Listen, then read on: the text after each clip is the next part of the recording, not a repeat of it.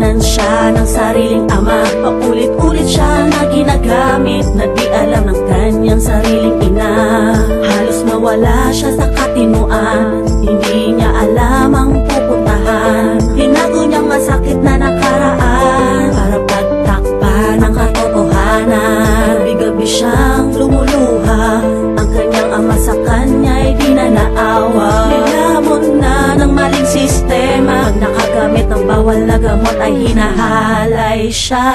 Ito ay kwento ng isang babae na ginahasa ng kanyang ama.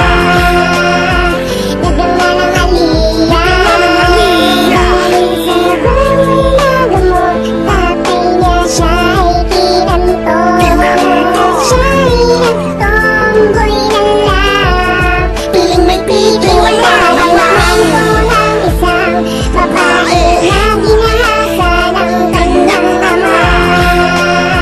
Nagdala ng alila, dahil sa bawal na gamot, tatay niya siya ay kinanto. Siya'y nagtomboy na lang, piling may pipi wala naman.